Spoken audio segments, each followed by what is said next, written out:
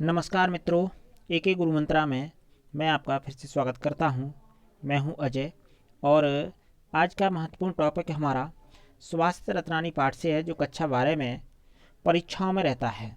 कक्षा 12 में हम देखते हैं कि एक संस्कृत पद्यांश रहता है, जिसमें से 7 नंबर की व्याख्या रहती है, हिंदी अनुवाद करने को आता है। इसका हिंदी अनुवाद कैसे करेंगे, आइए आप अपनी कॉपी और पेन लेकर के भी बैठ सकते हैं। पहला प्रश्न, ससंदर्भ हिंदी अनुवाद कीजिए। तो संदर्भ इसका कैसे लिखेंगे, संदर्भ देख लीजिए। प्रस्तुत संस्कृत पद्यांश हमारी पाठ्य पुस्तक हिंदी के संस्कृत खंड में निहित, किस खंड में निहित, संस्कृत खंड में निहित, ये संस्कृत का खंड है, संस्कृत खंड में निहित स्वासित रत्नानि नामक पाठ से उद्धृत है या फिर लिया गया है। उसके बाद हम हेडिंग डालेंगे हिंदी अनुवाद। हिंदी अनुवाद में पहला हमारा श्लोक आता है, भाषासु मुख्या मधुरा दिव्या गीर्वाणी भारती तस्या ही मधुरम काव्यम तस्मादपि सुभाषितम। इसका अर्थ देखिए क्या होता है। भाषासु मुख्या, भाषाओं में मुख्य, मधुर, दिव्या कहते हैं अलौकिक को, भाषाओं में मुख्य मधुर अलौकिक देववाणी संस्कृति है। ये जो आपका लिखा हुआ है इसे देखिए, गीर्वाण भारती जो लिखा हुआ है ये देववाणी संस्कृति है। तस्या ही मधुरम काव्यम, तस्या ही मधुरम काव्यम, उससे अधिक इसका मधुर काव्य है। तस्मादपि सुभाषितम, उससे भी अधिक इसके सुंदर वचन हैं। एक बार फिर देख लीजिए, भाषा सुमुख्या मधुरा दिव्या गीर्वाणी भारती तस्या ही मधुरम काव्यम तस्मादपि सुभाषितम। भाषाओं में मुख्य मधुर अलौकिक देववाणी संस्कृति है। तस्या ही मधुरम काव्यम, उससे अधिक मधुर उसका काव्य है। तस्मादपि, उससे भी अधिक इसके सुंदर वचन हैं। समझ में आ गया होगा। अगला हम देखते हैं, सुखार्थिन कुतो विद्या, कुतो विद्यार्थिन सुखम, सुखार्थी वात येत विद्याम, विद्यार्थी वात ये सुखम। सुखार्थिन कुतो विद्या, सुख चाहने वाले को विद्या कहाँ। सुखार्थिन, सुख चाहने वाले को विद्या कहाँ।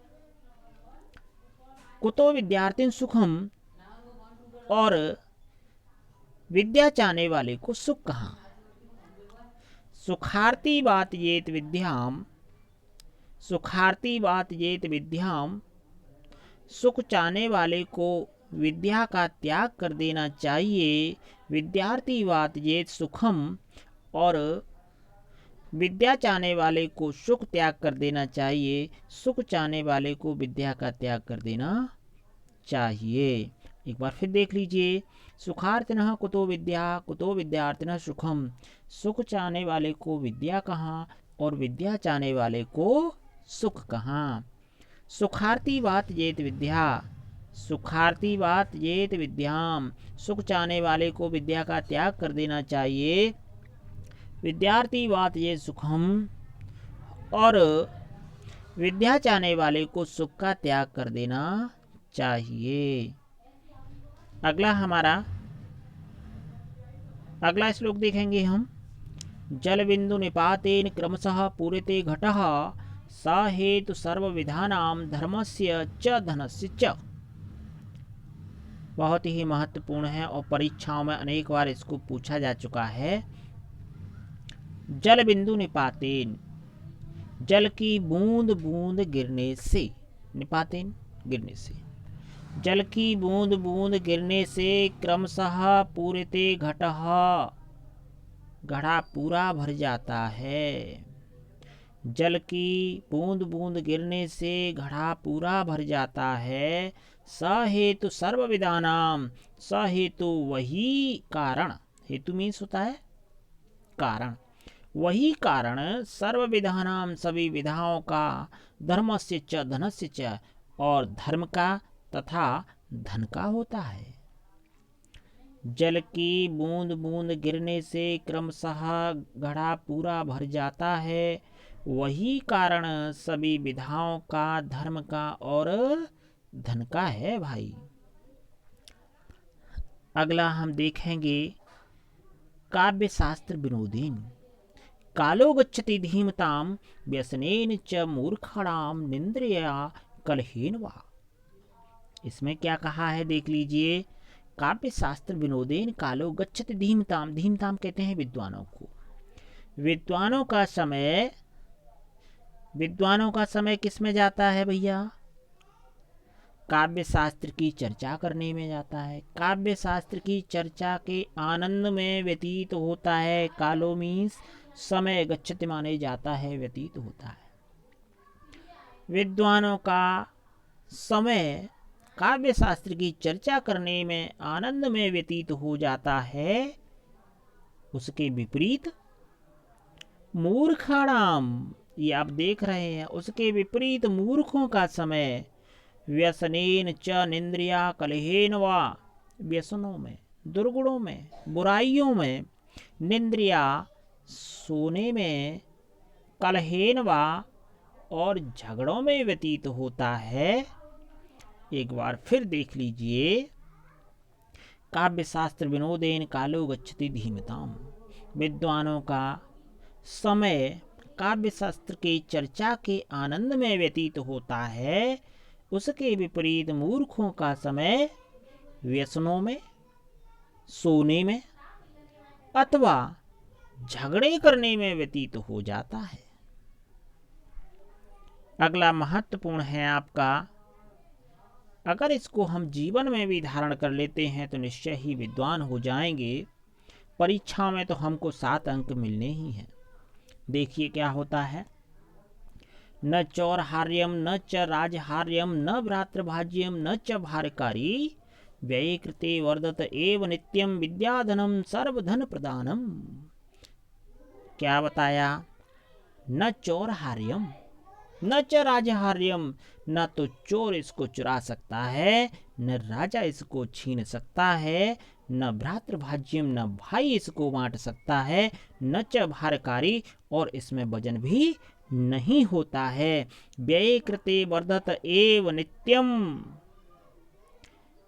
नित्य खर्च करने पर ये बढ़ता ही है। विद्याधनम, इसलिए बच्चों विद्या का धन सभी धनों में प्रधान है, मुख्य है। क्यों मुख्य है भैया?